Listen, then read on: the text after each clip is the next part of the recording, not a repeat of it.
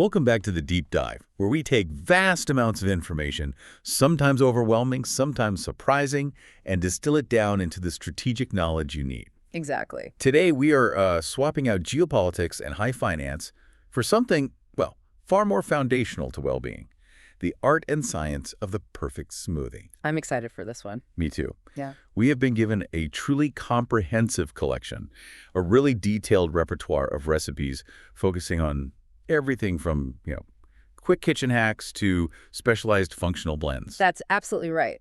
And when we look at this enormous set of source material spanning dozens and dozens of specific formulations, we aren't just looking at a list of ingredients, not at all. Right. We are examining a blueprint.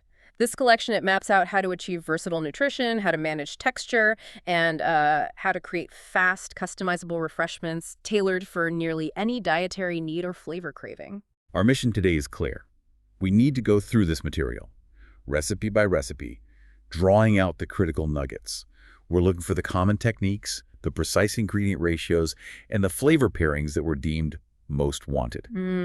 We need to equip you, the listener, with that core knowledge so you can jump straight to perfection, whether you're blending for speed, for health, or, for pure decadence. Okay, let's unpack this. We've been provided with a really structured guide, starting with a comprehensive table of contents and then moving recipe by recipe. This approach, it guarantees a thorough and systematic exploration. Yeah, no stone left unturned. Exactly. We're covering dozens of focused recipes here, so let's start by charting the landscape and seeing what foundational themes emerge right away. I think charting the landscape is the perfect way to describe this. I mean, if you just look at the first 25 recipes alone, the sheer variety is immense. It is. But it's clearly grouped by major theme clusters. We see apple, banana, berry, and cantaloupe just dominating these first sections. And analyzing that structural focus, it's immediately obvious that apple and banana are intended as the foundational pillars of smoothie construction. Why is that? What makes them the pillars? Well, because they are the ideal base ingredients. They provide natural sweetness, yes, but critically they provide volume and that essential creamy texture, especially when they're frozen or blended with a liquid base like dairy or its substitutes. They're basically the scaffolding upon which all the other more complex ingredients are layered. Okay, that makes sense. So let's systematically go through the index for those first 25 titles just to set the stage for the depth we're about to dive into. Yeah. We start right away with the apple group, which spans recipes 1 through 6, and you can see the flavor variations immediately. We have the apple banana soy smoothie, which right away signals a functional, probably dairy-free approach. Right. And the apple berry smoothie. After that, the spike-forward apple cinnamon and apple maple. And then this one, which sounds very decadent, the apple pie a la mode smoothie. Can't go wrong with that. And finally, the basic template, the apple smoothie. From there, we immediately pivot into the tropical and sort of core banana group. This covers recipes 8 through 14. This group is vast, and it really shows the banana's versatility as a canvas for other fruits and nutritional additions. Yeah, we got it. We have banana berry, banana fruit, banana orange, and banana peach. And then the high-power flavor-specific blends, banana peanut butter, the banana pineapple colada, and of course the core template, the banana smoothie. That peanut butter colada combination, that sounds like a true indulgence. It sounds like a vacation. Yeah. And tucked between those core fruit sections, we see 2 highly focused areas. First, the berry group, which is recipes 16 through 18. It's just 3 titles. Only 3. Yeah. Berry Blast, Berry Brainstorm, and Berry Delicious. That tells us there's a hyper-focus on specific berry combinations in this section. Then, crucially, before we even hit the cantaloupe section, we get 2 critical functional or breakfast options. There's a regular breakfast smoothie as recipe 19, and then the fast-track breakfast smoothie as recipe 25. That grouping suggests these are seen as essential morning routines, right? Absolutely. The cantaloupe group then rounds out this initial section focusing on melon pairings. And unlike bananas and apples, melons primarily provide hydration and sweetness, not so much that heavy structure. So what are the pairings? We have cantaloupe banana, cantaloupe berry, cantaloupe cherry, and then just the plain cantaloupe smoothie. That's recipes 20 through 23. And peppered amongst all these core themes are the unique titles that start to hint at unusual convenience or maybe a specific preparation focus. Like what? Well, we've got the apricot mango smoothie at recipe 7 and the banana apricot shake at recipe 15. Both of those suggest a softer, milder flavor base to me. Then there's the cherry vanilla smoothie, which just Based on its name, sounds like a very specific concentrated flavor profile. That is quite a roadmap for just the first half of this collection. It really is. Okay, let's hone in now on that initial apple spectrum, recipes 1 through 6. This group seems to demonstrate different techniques for incorporating apple flavor, ranging from whole fruit to concentrated syrup and applesauce. Right, starting with recipe 1, the apple banana soy smoothie. This one immediately establishes a functional and specific dietary goal. The ingredients are 2 ripe bananas, halved and peeled, 2 cored, peeled, and corded apples, 2 tablespoons of sugar, Okay, it's standard so far. but 10 fluid ounces of non-fat yogurt, and 15 fluid ounces of organic soy milk. Wait, whoa. 15 fluid ounces of soy milk plus 10 of yogurt. The instructions are straightforward: blend for a minute and serve. But what jumps out at me is the liquid volume. We are talking about 700 milliliters. That's over 2 full cups of soy milk and yogurt combined. It's a huge amount of liquid. Yeah. That suggests a thinner, highly drinkable, high-volume smoothie, prioritizing hydration and liquid protein delivery, all built upon a creamy, dairy alternative-friendly base. Exactly. It's a foundational recipe for anyone avoiding traditional dairy but still wanting that creaminess. Now, moving to recipe 2, the appleberry smoothie, we see significant nutritional upgrade.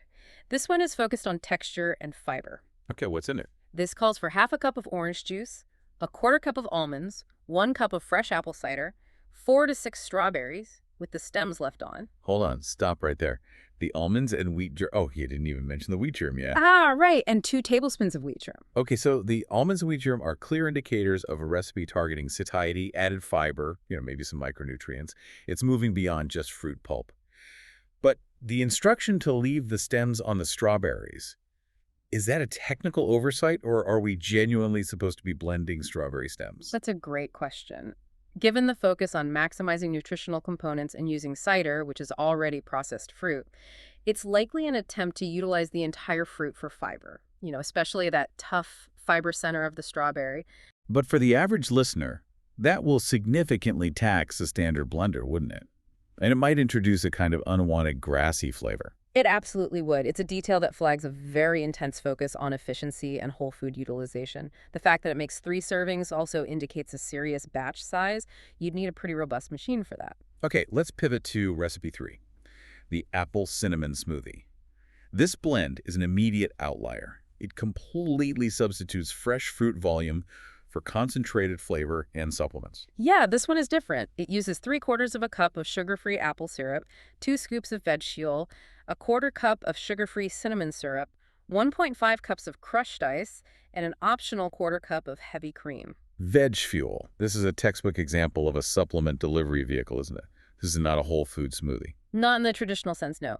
Veg fuel, which is likely a brand of vegetable protein or maybe a greens batter, provides the nutritional bulk. Meanwhile, the sugar-free syrups provide that flavor intensity, and let's be honest, they mask the taste of the supplement. So if you need a fast-controlled carb pre- or post-workout shake with specific vegetable components, this is the template. It's leveraging ice and maybe cream for texture. That's a crucial distinction to make, and it's important for you, the listener, to note that when you see a specific product name like veg fuel, it means the goal is functional, not simply a fruit refreshment. Right. Now let's look at recipes 4 and 6. That's the apple maple smoothie and the plain apple smoothie. They are, for all intents and purposes, structurally identical in their ingredients and measures. How so? Both call for 1 cup of apple cider, half a teaspoon of nutmeg, 1 cup of orange juice, 2 cups of applesauce, 2 tablespoons of Vermont maple syrup, and half a teaspoon of cinnamon. Wait, if they are identical, why are they listed separately in this most wanted collection? Is this intentional redundancy or just a flaw in the source material? It's most likely a structural redundancy or maybe a slight variation that got lost from the original source. But the takeaway for us is the profile. The deliberate pairing of cider, applesauce, nutmeg, and the richness of that Vermont maple syrup is very intentional. Oh, yeah. It creates that classic, comforting, autumnal pie-like flavor. The applesauce provides a smooth, thick bulk that raw apples might struggle to achieve without significant freezing. Recipe 6 just adds the specification that it makes 2 glasses. Got it. Finally, for this section, recipe 5, the apple pie a la mode smoothie. This involves 2 cups of non-fat frozen vanilla yogurt, 3/4 of a cup of unsweetened applesauce, a quarter cup of chilled apple juice, half a teaspoon of cinnamon, 1 cup of peeled and diced apples, and a 1/4 teaspoon of ground nutmeg.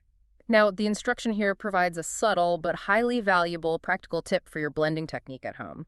It explicitly says to mix the juices, applesauce, and yogurt first. And then Yeah. after that, add in the nutmeg, the diced apples, and the cinnamon, and then process everything until smooth. Why that specific order? Well, starting with the liquids and the creamy base ensures the blades immediately have enough fluid medium to work efficiently. If you dump in the diced apples and spices first, they can get trapped under the blades, causing what's called cavitation. Ah, the air pack. Exactly. By mixing the wet ingredients first, you create a vortex that more effectively pulls in and incorporates the solids and spices in that final blending stage. It's a real optimization for home blenders. Excellent.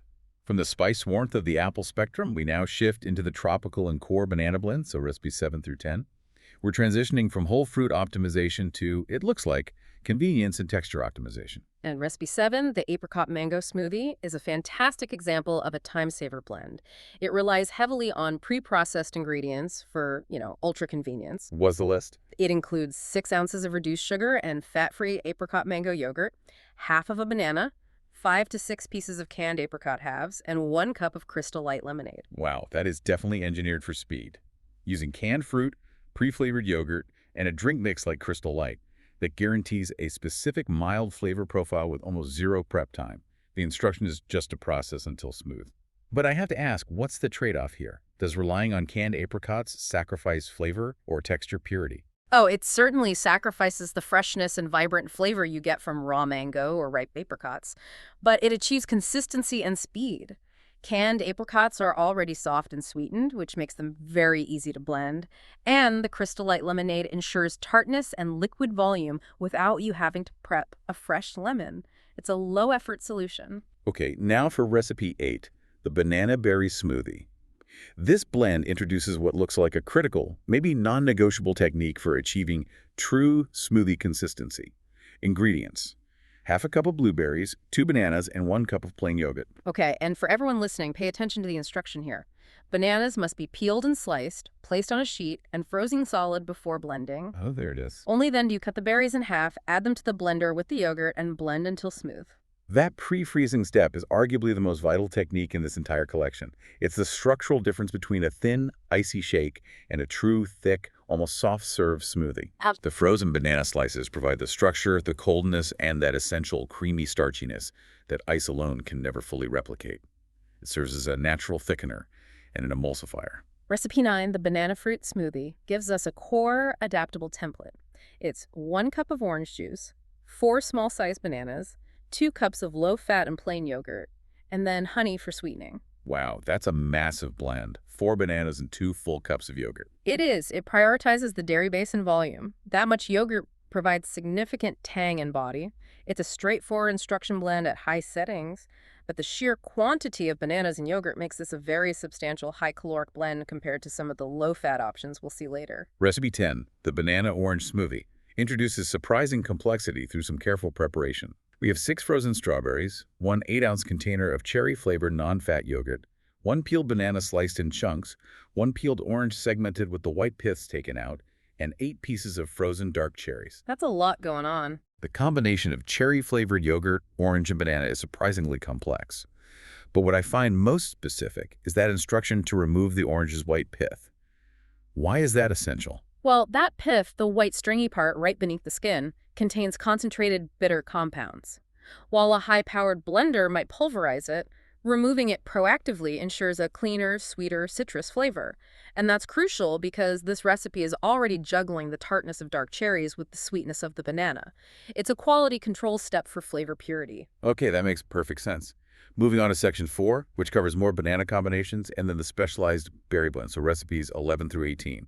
This section looks like it targets speed, low-calorie goals, and specialized flavor delivery. Exactly. And recipe 11, the banana peach smoothie, is a textbook example of efficient, rapid blending. The ingredients are 1 cup of frozen ripe bananas mashed, half a cup of low-fat milk, and 1 cup of peach nectar. And the instructions are brutal in their speed requirement. It says process for only 30 seconds until smooth. Right. And that short blending time is only possible because the banana is specified as mashed and frozen, which makes it easily incorporated. And the liquid base is composed of quick blending milk and thick nectar. There are no hard chunks or complex fibers to pulverize. It's really just mixing. And it's served over ice cubes, which means the texture is probably softer and quicker to melt than a deep frozen blend. Correct. Now, contrast that rapid approach with recipe 12, the banana peanut butter smoothie. This one is meticulously engineered for low-calorie maintenance. Ingredients include 8 ounces of skim milk, 2 packets of a sugar substitute like Sweet and Low, zero Okay. point 0.1 tablespoon of reduced fat peanut butter, 1/3 of a small-sized banana, and 5 ice cubes. 1/3 of a banana. This is a highly controlled, calculated recipe. Skim milk, sugar substitutes, reduced fat peanut butter. Every single element minimizes calories and fat. But that banana portion is so small. It's tiny. It's just enough for that creamy texture and a base flavor, but it is heavily restricted. Does the peanut butter flavor really carry that blend, or is this just sacrificing taste entirely for the calorie count? I think the strength of peanut butter, even the reduced fat kind, is powerful enough that the flavor will dominate. The small amount of banana here is primarily functioning as a thickener and a flavor mask for the skim milk, ensuring the end product still feels like a treat even with that extreme portion control. It's very strategic for low-impact snacking. Recipe 13, the banana pineapple colada smoothie, provides a tropical escape using a classic culinary trick to get flavor without heavy ingredients. The ingredients are half a banana, peeled and sliced, 1 tablespoon of sugar, half a cup of pineapple juice, half a cup of cubed ice, half a cup of pineapple chunks, and here's the key, a 1/4 teaspoon of coconut extract. The coconut extract is the absolute key here. It provides that strong, signature pina colada aroma and flavor without requiring rich, saturated fat, heavy coconut cream or milk. This allows the recipe to stay light, relying on the pineapple juice for the primary liquid base, and the instruction is simple, just process until smooth. Right. Now, recipe 14 and 15 offer some core templates. Recipe 14 is the basic banana smoothie. 1 banana in chunks, 1 cup of orange juice, and 1 cup of plain yogurt. Mm-hmm. Then recipe 15 is the banana apricot shake. 1 cup of frozen, mashed ripe bananas, 1 cup of apricot nectar, half a cup of low-fat milk, and a 1/4 teaspoon of vanilla. And the difference between a smoothie and a shake in this context, it often comes down to density and flavoring. The addition of that vanilla extract in the apricot shake is a small but really important detail. Vanilla acts as a flavor multiplier. It enhances the existing sweetness and fruit notes, making the whole profile feel smoother and richer than a simple fruit blend. Now we enter the specialized berry blends again, starting with recipe 16, the Berry Blast smoothie. This is where the blending instructions get highly technical. Oh, yeah. The ingredients are 1 cup of frozen raspberries, half a cup of frozen strawberries, 1 cup of raspberry sherbet, 1½ cups of lemonade, and 1 cup of apple juice. Raspberry sherbet. Right. The inclusion of sherbet adds creaminess, sweetness, and a high-volume frozen component. But the crucial part is the technique described in the instructions. It says, blend ingredients all together for half a minute using the mix setting. Afterwards, switch setting to smooth till mixture becomes smooth. Use stir to facilitate blending if needed. That 2-stage blending process, mix first, then smooth, is designed to manage the density of the frozen components in that sherbet. Absolutely. The initial mix or low power setting breaks down the ice and the tough berries, and it prevents the motor from stalling. Then the smooth or high-speed setting finalizes that velvety texture. It's a really useful technical shortcut for achieving a professional texture at home. Mm-hmm. Then recipe 17, Berry Brainstorm, is defined by its meticulous balance. It's equal amounts of 3 frozen berries, half a cup each of strawberries, blueberries, and raspberries. And that's balanced with half a teaspoon of lemon juice, half a cup of non-fat frozen yogurt, half a cup of tube ice, and half a cup of apple juice. So this recipe is relying on a combination of different frozen components, the berries, the yogurt, and the ice, to guarantee a thick consistency. And that half teaspoon of lemon juice is also a key feature. It prevents the blend from becoming, cloyingly sweet, and it brightens the overall flavor of the dark berries. Right. And finally, recipe 18, the Berry Delicious Smoothie, refocuses us on fresh fruit preparation. The ingredients are a 1/4 cup of orange juice, half a cup of low-fat plain yogurt, and then equal parts 1/6 of a cup each of fresh raspberries, blackberries, and blueberries, plus honey. And because this uses fresh rather than frozen berries, the preparation detail is critical. It says, rinse the berries, discard the stems, blend all ingredients at high setting till frothy. That deliberate instruction to remove stems prevents any tough, non-blending elements from getting in, which is especially necessary when the primary frozen element, ice, is missing or minimal. And the result is described as frothy, which suggests a lighter, airier texture than the dense frozen blends. Okay, Section V brings us squarely into intentional breakfast routines and the unique, refreshing world of melon-based drinks. This covers recipes 19 through 26. Let's analyze recipe 19, the standard breakfast smoothie.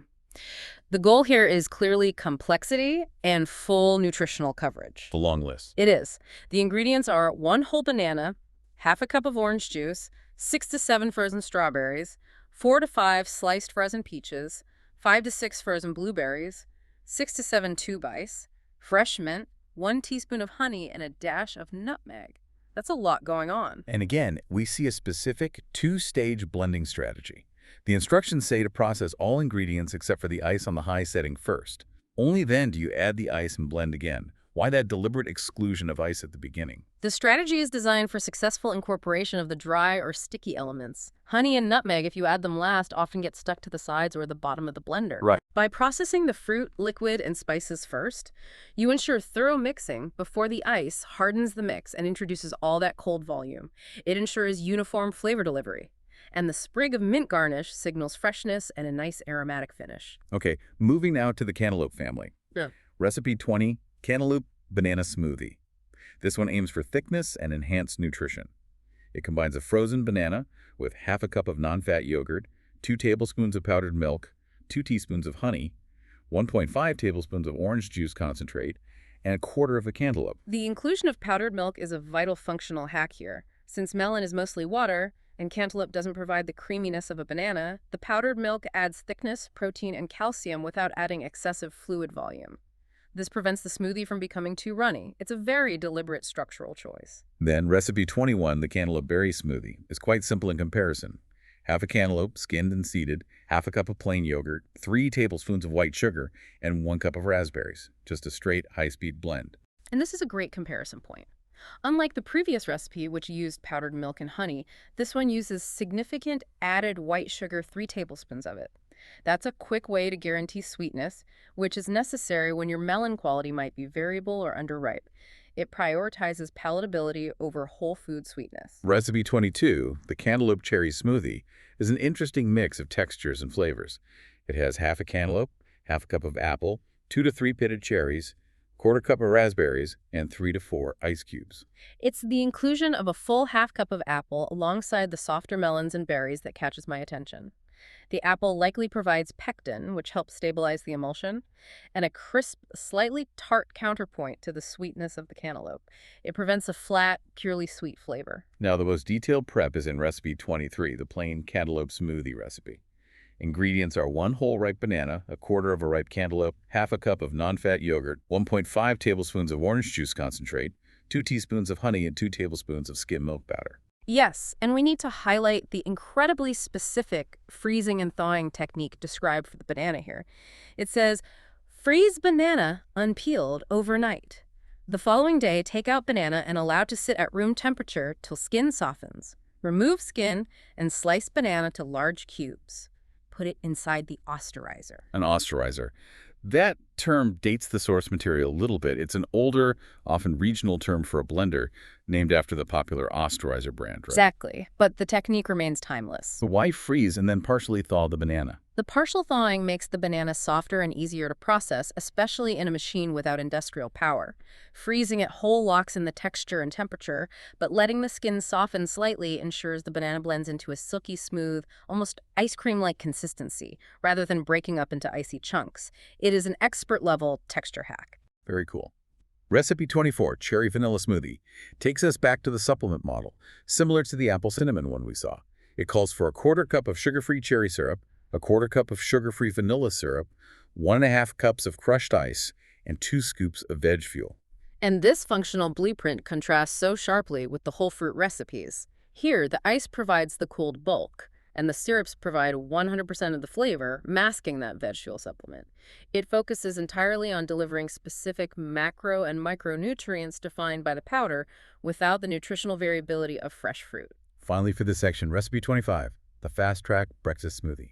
This is designed for high volume and sustained energy. It uses 16 ounces of strawberry or blueberry-flavored low-fat yogurt, 1.25 cups of skim milk, 3/4 of a cup of fresh or frozen berries, 3 tablespoons of powdered milk, and 2 teaspoons of honey. And 16 ounces of yogurt is the standard large container size. By leveraging that high volume of yogurt and the additional skim milk, this is clearly intended to be a substantial, maybe even multi-serving liquid meal replacement. The powdered milk again enhances the protein and density necessary for a fast-track morning without feeling thin or watery. Okay, Section 6 moves us into a series of creamy, highly customized, and highly functional blends. This is recipes 26 through 32. We're moving away from generic fruit bases towards specific textural and nutritional goals. For sure. Recipe 26, the frozen banana smoothie, is the definition of simplicity built around that core technique. It requires just 2 frozen bananas, peeled and sliced into cubes, some vanilla, and 1 fresh strawberry for garnish. Only 2 primary ingredients plus a garnish. This recipe really confirms that if you nail the freezing technique of the banana peeled and cubed, you need almost nothing else for a delicious, creamy result. The vanilla just serves to enhance the inherent sweetness of the banana. Then recipe 27, the fuzzy banana navel, uses a structural ingredient we haven't seen yet. It calls for 2 medium bananas, a full pint of slightly softened orange sorbet, and a cup of mandarin or tangerine orange juice. The sorbet changes everything. It means this smoothie is designed to be lighter, icier, and refreshing, closer to a slush or a sherbet texture, as opposed to the heavy, dense creaminess you get from high volumes of yogurt or ice milk. Sorbet introduces a light, fruity acidity that balances the banana's sweetness. Recipe 28, the Hawaiian silk smoothie, is an interesting non-dairy tropical construction. It has 1 cup of soya milk, 1 frozen banana, 2 ice, 1 tablespoon of coconut milk, 2 tablespoons of non-fat dry milk, 1 tablespoon of maple syrup, and half a cup of pineapple juice. This blend is highly complex structurally. You've got soya milk for the primary liquid, coconut milk for richness and tropical flavor, and non-fat dry milk, again acting as that powdered thickener and protein boost. It achieves a truly silky tropical profile without any heavy cream or traditional dairy yogurt. It's highly optimized for flavor and density. Now, recipe 29, the healing smoothie. The ingredients are 1 kiwi with the skin removed, 1/4 of a melon or cantaloupe with skin, and 1 ripe banana. Okay, this recipe presents the kind of ambiguity we need to address for the listener. The ingredients list specifies the melon or cantaloupe with skin. But then the instructions say, cut the kiwi into large cubes, remove the banana and melon from its skin, blend ingredients all together. This is a classic source conflict. If it's truly meant to be a healing smoothie, the original intent was likely to maximize nutrient density and fiber by leaving the skin on, just like the ingredients list says. Right. However, for practical palatability, the instruction suggests removal. Our analysis concludes that if maximizing fiber is your goal, you keep the skin on. If clean flavor and texture are paramount, you remove it, making the instruction the safer path for a palatable drink. The optional note to add juice or milk confirms this is intended to be a very thick, whole food density blend. Okay, moving to recipe 30, the healthy smoothie, which is a truly massive, dense blend. The ingredients are 2 cups of yogurt, 1 cup of grapes, 1 apple, 1 to 2 small bananas, 1 bale of wheat shredded, 12 walnuts, and 1 cup of orange juice. Shredded wheat bale, that is an extreme inclusion for fiber and bulk. This blend is clearly prioritizing high-fiber, highly sustained energy over smooth palatability. I mean, whole grapes, a full apple, walnuts, and shredded wheat combined will create an incredibly dense, thick, and demanding mixture for any blender. Oh, yeah. I can only imagine trying to clean the blender after pulverizing shredded wheat bale and whole walnuts. But the instructions here do offer a degree of freedom. It says, just add in a hand or lessen the use of each ingredient as desired, which indicates this is a highly customizable nutritional template designed to be adjusted to the user's specific fiber tolerance. Recipe 31, the high-fiber berry smoothie, is a less extreme but equally intentional approach to fiber delivery. It has 1 cup of stem strawberries, 1 cup of blueberries, 1/8 of a teaspoon of ground cinnamon, 1 cup of low-fat vanilla soy milk, 1 cup of blackberries, and 3 ice cubes. The high volume of 3 different types of berries paired with that low-fat vanilla soy milk is the fiber engine here. And the cinnamon is used in such a tiny amount, just 1/8 of a teaspoon, just enough to add warmth and a subtle spice note without dominating the berry flavor. And finally in this segment, recipe 32, the high-protein smoothie. This formula is purely functional and provides a complete energy structure. It's got 1 banana, 1 cup of milk, 2 tablespoons of protein powder, 2 tablespoons of wheat germ, 3 chopped walnuts or pecans, and 1 cup of honey vanilla ice milk. This is a textbook functional shake formula. The protein powder is the primary driver, but the inclusion of wheat germ and walnuts adds secondary protein, healthy fats, and crucial fiber. The vanilla ice milk ensures necessary caloric density and a rich, satisfying texture, making the protein palatable. It's designed to be a complete meal for muscle maintenance or recovery. All right, Section 7 brings us into the world of tropical and dense mega melon creations, so recipes 33 through 41. This is where we see some advanced techniques for handling volume and even integrating raw vegetables. For sure. Starting with recipe 33, the simple mango smoothie. It's just half a cup of fresh mango slices, honey, half a cup of tube ice, and half a cup of orange juice. A very clean, focused, four-ingredient tropical blend. The mango is the star, and it just requires enough ice and juice to blend smoothly. Then we hit recipe 34, the meta smoothie. This is clearly designed for maximum volume and nutritional input. The ingredients list is substantial. What's in it? 2 bananas, 1 mango, 2 medium chopped carrots, 2 cups of tube ice, 1 cup of yogurt, 1 tablespoon of honey, and 8 large strawberries. Carrots. Wow, that addition fundamentally changes the blend. Not only do they add serious nutritional density and beta-carotene, but they are incredibly tough to process. This complexity demands the detailed two-stage blending process specified in the instructions. Walk us through that staged blending again, because it's a vital technique for dealing with high-volume, dense, fibrous ingredients like raw carrots. Okay, step 1. Place all ingredients except for the ice and honey in a large bowl and toss them lightly. This ensures uniform mixing of the yogurt, fruit, and those carrots. Yeah. Step 2. Fill the blender only half full with that fruit mix, add half the honey and half the ice, and process until smooth. Then, step 3. Add the remaining fruit mix, the rest of the honey, and the rest of the ice, and process again until you get that smoothie consistency. So you're essentially blending in 2 smaller batches. This prevents the blender from overheating and ensures that the dense carrots and mango chunks are thoroughly pulverized, which they might not be if you tried to pack everything in all at once. Exactly. Now, recipe 35, the melon mint smoothie, is a flavor masterpiece designed purely for refreshment. It has 2 cups of diced cantaloupe, 1 cup of seeded and diced watermelon, 1 tablespoon of lime juice, 3 ice cubes, 10 fresh mint leaves, 2 teaspoons of honey, 1 cup of diced honeydew melon, and half a cup of passion fruit. The combination of 3 melons, cantaloupe, watermelon, and honeydew provides a varied sweetness base, but the freshness of 10 mint leaves, the tartness of lime juice, and that tropical tang of passion fruit are what elevate this blend. This is not about thickness, it's about vibrant, complex flavor. Right.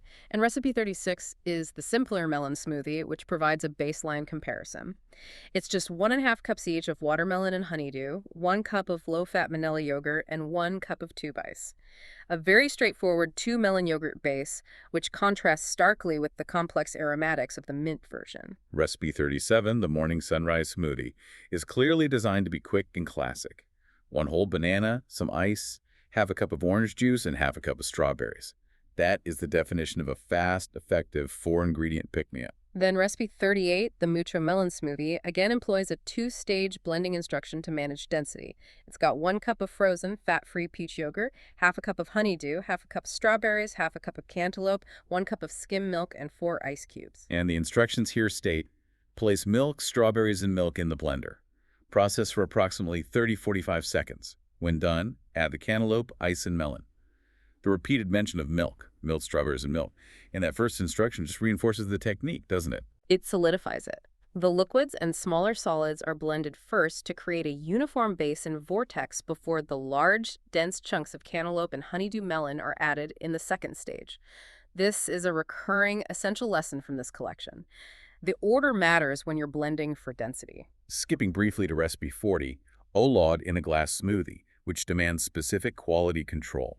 Half a cup of strawberries, 2 apples, half a cup of peaches, 3/4 of a cup of natural apple juice, 3/4 of a cup of natural orange juice, and half a cup of blueberries. The quality specification is critical here. It says juices must be natural, not concentrate. This elevates the flavor profile, avoiding that cooked, concentrated taste of standard juice concentrate and targeting a fresher, more vibrant fruit flavor. That emphasis on quality is a key takeaway for high-end smoothie creation. And recipe 41, the orange banana cream smoothie, offers one of the most surprising aromatic inclusions we've seen. It's a 1/4 cup of orange juice, 1 tablespoon of coconut milk, a 1/4 teaspoon of fresh grated ginger root, half a cup of crushed ice, half a banana, and a 1/4 cup of pineapple juice. Fresh grated ginger root. Wow. That small 1/4 teaspoon completely transforms this creamy blend. Ginger provides warmth, sharpness, and a surprising aromatic kick that cuts right through the sweetness of the banana and pineapple. It moves the drink from a simple fruit shake into a complex, almost digestive-focused beverage. It really demonstrates the power of using spices and roots to deepen flavor complexity. We've reached section 8, covering the final fruit and peanut butter creations, recipes 42 through 50. And this segment holds the most structurally unique preparation technique in the entire repertoire. Absolutely. Starting with recipe 42, the papaya nectarine smoothie, it has 1 cup of sugar-free lemonade, preferably Crystal Light, 6 ounces of frozen, fat-free peach yogurt, 1 unskinned and pitted nectarine, and 1 cup of papaya. Another intentional fiber maximization instruction. The nectarine should be unskinned. Just like the strawberry stems and the melon skin in ambiguity, leaving the skin on a nectarine, which is thin but slightly fuzzy, maximizes the nutrient profile, even if it might slightly alter the texture compared to a peeled fruit. It suggests prioritizing nutritional completeness. Recipe 43, the peaches and cranberry smoothie, focuses on a powerful balance of flavor. Half a cup of plain yogurt, 1 cup of cranberry juice, 1 cup of crushed ice, and 1 can of peaches.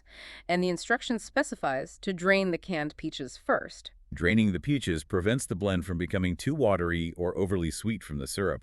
This allows the tartness of the cranberry juice to serve as the liquid base, perfectly offsetting the often intense sweetness of canned fruit. It's a very smart use of canned ingredients. Now for recipe 44, the peachy blue smoothie. Ingredients: 1 frozen peach, 10 frozen blueberries, 1 cup of sugar-free, fat-free vanilla frozen yogurt, half a tablespoon of crushed pecan, half a cup of milk, a 1/4 teaspoon of vanilla extract, and half a teaspoon of salt. The inclusion of salt is the true surprise here. Why would you add half a teaspoon of salt to a sweet fruit and vanilla smoothie? This is a classic culinary trick applied to beverage creation. Salt in small quantities doesn't make the drink taste salty. It acts as a flavor enhancer. It suppresses bitterness and dramatically intensifies the perception of sweetness and creaminess. It adds necessary depth, making the sweetness of the peaches and vanilla pop more intensely. It's the difference between a good dessert and a great one. Recipe 45, the Peachy Power Smoothie, brings us back to functional goals. It's got 1 cup of sliced peaches, a 1/4 cup of wheat germ, 1 cup of tube ice, 1 cup of low-fat vanilla yogurt, and a 1/4 cup of orange juice.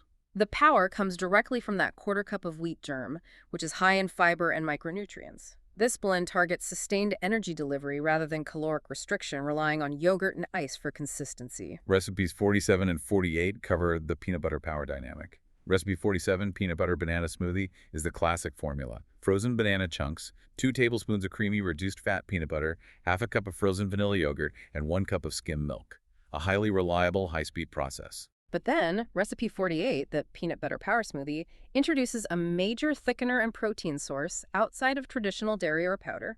It uses half a cup of silken tofu, half a cup of soya milk, 1/3 of a cup of creamy peanut butter, 2 frozen bananas, and 2 tablespoons of chocolate syrup. Silken tofu. That is a brilliant substitution. It blends seamlessly, adding an incredibly high-protein, dense, and creamy consistency. It completely replaces the need for yogurt or ice cream. It serves as a near-flavorless emulsifier, which is perfectly masked by that rich combination of chocolate and peanut butter. And now, we address the unique procedural outlier of the entire collection. Recipe 49, the peanut butter sundae smoothie. This recipe fundamentally breaks the mold because it requires stovetop preparation. Stovetop. For a smoothie. Yes. The ingredients are 2 tablespoons of honey, 1/3 of a cup of milk, 3 cups of vanilla ice milk, a 1/4 teaspoon of wheat germ, and a 1/4 cup of peanut butter. The instructions are unlike anything else we've seen. It says, place honey, peanut butter, and some of the milk in a small pan. Place it on low heat. Stir constantly till mixed well and once peanut butter melts. This step is essential for that sundae quality. Peanut butter and honey are sticky and dense. If you just dump them into a cold blender, they often clump up at the bottom. By melting them with a small amount of milk first, you create a smooth, emulsified, decadent syrup base, simulating the rich topping of a sundae. So it's the only recipe that requires cooking, chilling, and then serving. It transforms the blending process from a quick meal assembly into a planned dessert preparation. It's leveraging temperature change to achieve that ultimate creamy texture before stirring in the vanilla ice milk. Exactly. And finally, recipe 50, the pineapple berry smoothie, returns to complexity and high volume. It's 1 cup of orange juice, 6 fresh strawberries, 14 to 15 frozen raspberries, 9 to 10 frozen boysenberries, 14 to 15 frozen blueberries, 3 ounces of non-fat yogurt, tube ice, 2 Dole pineapple rings, and a 1/4 cup of pineapple juice. The level of detail here, specifying the count of frozen boysenberries and the Dole pineapple rings, demonstrates a pursuit of extreme precision. The boysenberry, which is a tart hybrid, is crucial for adding a slightly different dimension of acidity compared to standard raspberries and blueberries. It's a very carefully balanced tropical berry powerhouse. Wow. We have traversed an incredible repertoire, from simple two-ingredient blends to high-fiber meal replacements and stovetop prep desserts. Here's where it gets really interesting. When you synthesize all this information, you realize the entire collection is built upon a surprisingly small set of architectural rules. If we connect this to the bigger picture, the knowledge we've distilled falls into 3 clear thematic categories that you can immediately adopt in your own kitchen. Okay, what are they? First, texture control is king. The consistency of a most wanted smoothie relies almost entirely on specific techniques for managing frozen components. The recurring lessons are: prioritize frozen bananas, often pre-sliced, as in recipe 8 over mere ice. Use powdered thickeners like skim milk powder to add density without volume. And don't be afraid of multi-stage blending for dense ingredients like carrots. Second, the functional ingredient strategies. We saw clear differentiations between recipes intended as pure refreshment and those designed as nutrition delivery vehicles. Whether it was the low-calorie focus, with the skim milk and third of a banana, or the use of specific supplements like veg fuel, or that brilliant high-protein use of silken tofu, the smoothie is viewed as a customizable engine for specific dietary outcomes. And third, the unexpected flavor hacks and nuance. The collection proves that exceptional flavor comes from carefully introduced intensity. We saw this with that 1/4 teaspoon of fresh grated ginger root, the 1/2 teaspoon of salt used to amplify sweetness, and the specific quality control requiring natural juices. These details elevate the blends from good to great. So what does this all mean? It means you've absorbed the core architecture of 50 different, highly detailed formulas. You have a comprehensive toolkit covering texture, nutrition, and flavor balance for any occasion, from the simplest fruit boost to the most complex nutritional shake. You now understand the basic blueprint of a most wanted blend. You are now equipped not just to follow these recipes, but to invent your own, understanding exactly why each ingredient is there. We've covered everything from apple pie flavor to 3 kinds of melon lifted by fresh mint. Given the sheer variety of unconventional pairings that were covered, like the peach and cranberry tartness, or the surprising depth of ginger and orange, what single unconventional fruit or vegetable pairing not featured here could be the foundation of the 54th most wanted smoothie? Perhaps something utilizing the bitterness of arugula with the sweetness of fresh dates, or even avocado and mint for an ultra-creamy, savory approach. Think structurally about what needs freezing, what provides the liquid, and what delivers that unexpected kick. That's something to mull over the next time you fire up your blender.